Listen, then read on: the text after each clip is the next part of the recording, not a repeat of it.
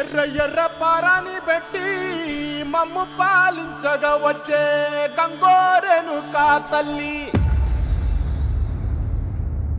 నల్ల నల్ల కాటుగా పెట్టి మమ్ముదయ చూడగా వచ్చే గంగోరేణుకా తల్లి, కల్లు కల్లు గజలు కట్టి మమ్ము నడిపించగా వచ్చే గంగోరేణుకా తల్లి.